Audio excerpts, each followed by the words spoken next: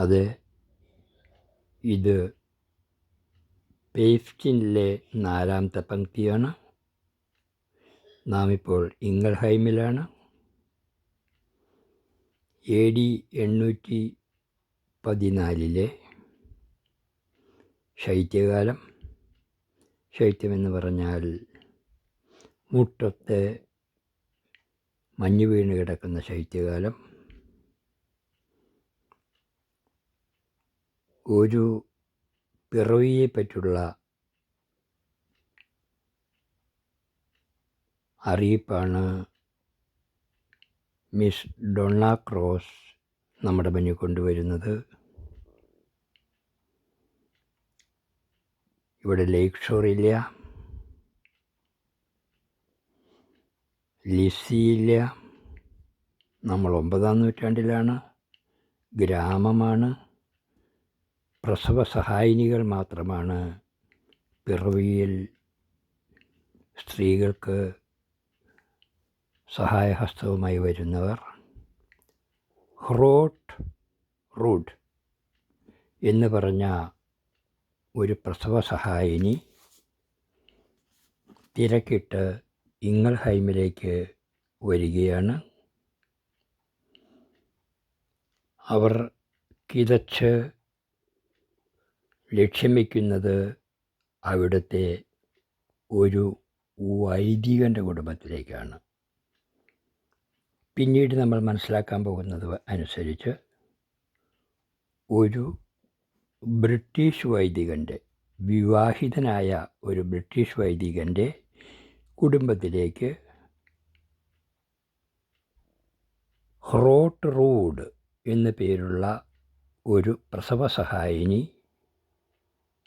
ഗ്രാമീണമായ നമ്മുടെ പഴയ ഭാഷയിൽ പറഞ്ഞാൽ ഒരു വയറ്റാട്ടി,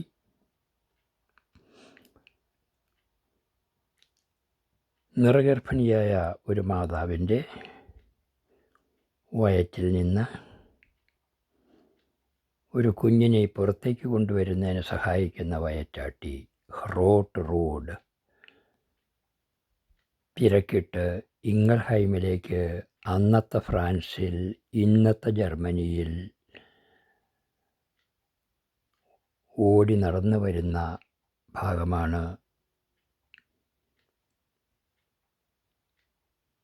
ആമുഖമായി ഇവിടെ മിസ് ഡോണ്ണ ക്രോസ് അവതരിപ്പിക്കുന്നത്. അതുകൊണ്ട് പിറകോട്ട് പോകണം.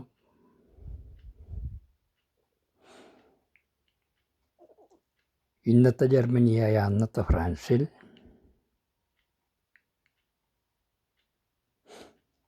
വർത്തമാന പുസ്തകത്തിലെ കാർൽമാൻ ചക്രവർത്തിയുടെ കാലം,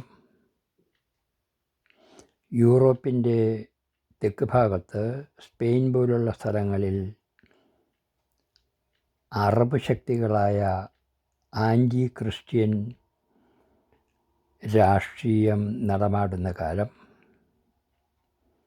യൂറോപ്പിനെ അറബ് ആക്രമണങ്ങളിൽ നിന്ന് തിരിച്ചു പിടിക്കാൻ അന്നത്തെ ഫ്രഞ്ച് ചക്രവർത്തിയായ കാർൽമാൻ അല്ലെങ്കിൽ ചാൾസ് ഗ്രേറ്റ് ശ്രമിക്കുന്ന കാലം, അന്നത്തെ ഫ്രാൻസിൻ്റെ ഭാഗമായിരുന്ന ഇന്നത്തെ ജർമ്മനിയിലെ ഇംഗൾഹൈമും ഫുൾഡായും സാക്സണിലെ ഡ്രസ്റ്റൻ പോലുള്ള ഭാഗങ്ങളെല്ലാം അന്നത്തെ ഫ്രഞ്ച് ചക്രവർത്തിയായ കാർൽമാൻ്റെ കീഴിലായിരുന്നുവെന്ന് നാം ധരിച്ചുകൊണ്ട് അന്നത്തെ ക്രൈസ്തവ സഭയുടെ വളർച്ചയ്ക്ക് നവജീവൻ നൽകുന്ന ഒരു കാലഘട്ടം, ഇന്നത്തേതിൽ നിന്ന് വ്യത്യസ്തമായ കാതോലിക വിശ്വാസങ്ങളും സംസ്കാരങ്ങളും അനുഷ്ഠാനങ്ങളും ആചാരങ്ങളുമെല്ലാം ഓടുന്ന ഒരു കാലഘട്ടമാണിത്. എന്നിട്ട് നമുക്ക് ഹ്രോട്ട് റൂഡ് എന്ന് പറയുന്ന വയറ്റാട്ടിയുടെയും യോഹാന്നയുടെ അമ്മയുടെയും അടുത്തേക്ക് പോകാം.